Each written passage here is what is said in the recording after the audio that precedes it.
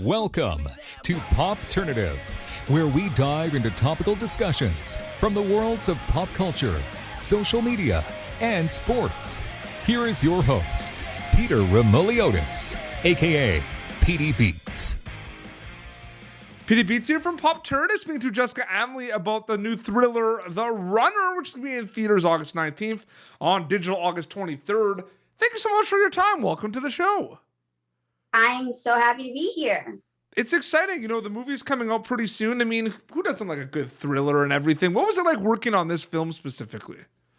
Thrillers are my favorite because there's so much action, running, there's things going on that are outside of like your normal situations. So there's always so much to work with. And like personally, as like a movie fan, thrillers are my favorite. Thrillers and horror. The horror fans love thrillers and vice versa. That landscape is massive these days. What's it like working on a thriller, knowing that there's a big appetite for horror and thriller movies out there right now? I think it's exciting because horror movies, they bring such a cult following. So it's not everybody's cup of tea, but the people that like it really like it. And so you get like devoted people who are into your movies. And I think that's what's special about it. Very passionate fans. Right. And you're familiar with passionate fan bases, right? Based on another show you worked on. Right. Now you understand. It's really true. A very different fan bases. Yeah. Because you know, the stuff I've done prior, it's very family oriented, very PG, which I really like because I know my great grandma can watch it. This is something for a different audience, which it made me excited about The Runner. Absolutely. No, for sure. You're obviously referring to Heartland. Yes. If anyone was wondering. Right. Yeah, no, it's so crazy. No, this film looks really cool. Do you know what I mean by that? A little bit, The Runner, like it looks cool. Like cinematography.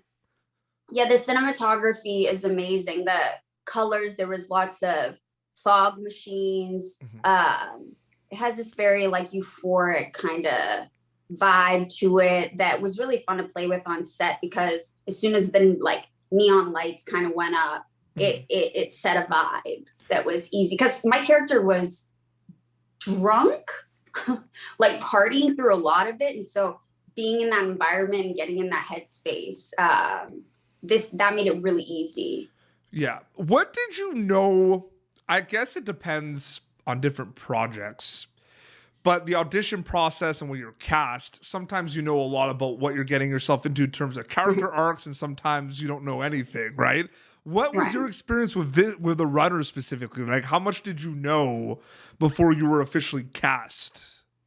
Well, Michelle called me because I went to Michelle Danner, the director, has a school in Santa Monica. And I went to her school like 6-7 years ago.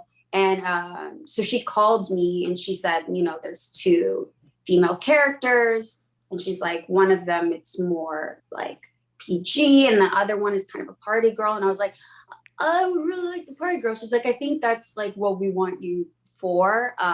And so I just knew that she would be not the girl next door. She would be more like the party girlfriend. And that sounded fun for me because it's a little outside my box. Adding to that a little bit, what you said about the cinematography and everything, that's interesting because obviously, you know, Jessica Amlee is a storyteller and acting is what we know you for a lot of things, but a lot of actors are going behind the camera and directing and producing and wearing many hats.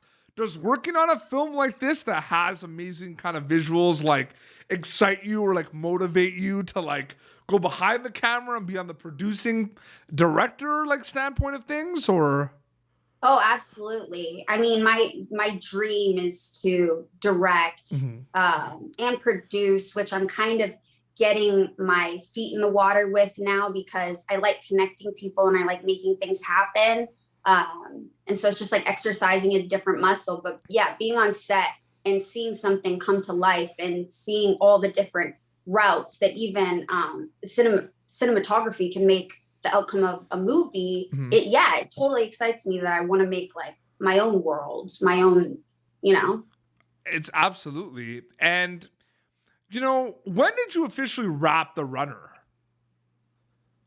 Well, we got really lucky because we wrapped January, like, I'm going to guess like 25th.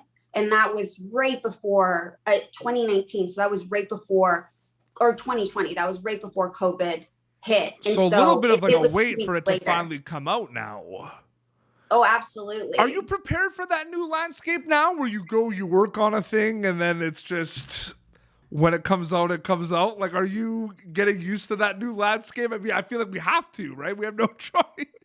Right. It's you have to adapt right now because it's going in waves, right? So things open up because we wanted premieres and we wanted to be like out there and doing things. But I mean, now we have exactly what we're doing right now. We have podcasts. We have so much technology that we're really lucky that this stuff is even possible.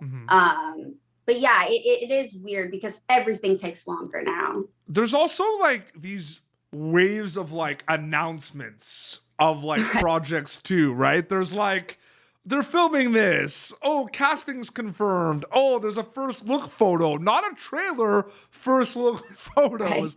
There's like all these different like announcements. And like, it's so funny because I'll do interviews and like, I'll remember when certain things are like, I was like, man, I remember like the day this project was like announced. And now like 2 years later, I'm like doing interviews. It's so crazy to me, the different waves of announcements.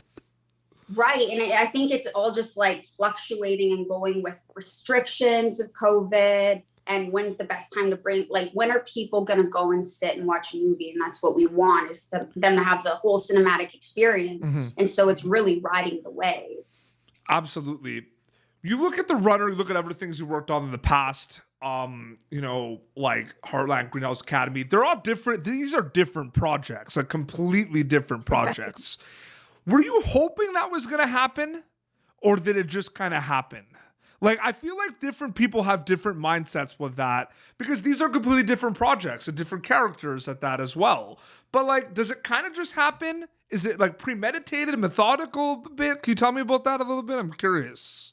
I think I get more attached to characters. Like, I really like characters. So it doesn't really matter if it's TV, film, feature, and indie. It's about the character. But I have been like diving into the indie scene more because the roles are a little bit grittier and messier. And that's something that I've just been challenging myself with lately. And it'll all go full circle eventually. That's just kind of how the industry works. Yeah. But I'm liking the ride that I'm on right now. But yeah, I agree. All are very different in a lot of ways. 100%. And there's some people that are like, I've had interviews where like that question I just asked you, it just wasn't worth asking because it was just like, no, I like working in comedy. I'm going to stay working in comedy. And then like, that's it. And I'm just like, okay, well, that was kind of a waste. Well, that's cool, man. Yeah. Exactly. Good job. There's going to be learning experiences on any project you work on, Jessica. It's going to happen. Whether you've been in the industry for a good amount of time, whether it's your first kind of big project. I'm curious, with The Runner, what were some kind of learning experiences working specifically on this film?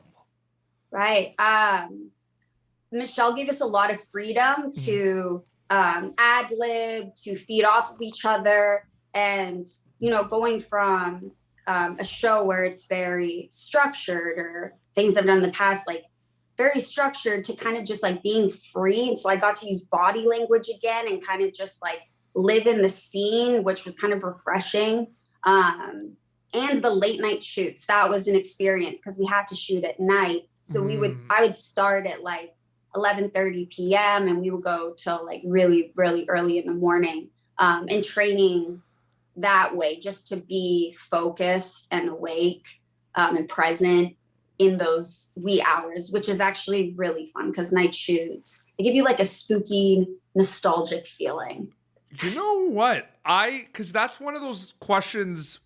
I change it up a lot, but like when I have like 6 or 7 questions, give or take, in an interview, there's always like 2 or 3 that are like general ones I always ask, right? Like, and the learning experience is one I shuffle in here and there. That's the first time someone's ever said night shoots as an answer. That is so interesting. I didn't even think about that.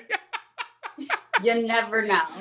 So was that like your first? Were there any other projects though that they were like started kind of late, maybe like at like 10 and maybe went until like 1 or 2 a.m. like shorter projects or anything? Because this one literally is like the whole night, right? Like the whole day. You know what I mean? Right. The last movie I did, Neon Lights, which won't be out till probably next year. It was also night shoots, so I felt like the runner was good, like training for this to kind of get on schedule. It feels really awkward though, like sleeping in as long as you possibly can, because we're trained like, oh, I'm lazy, like I shouldn't be like this, but you have to sleep in as long as you possibly can so you can stay up and work. Oh, my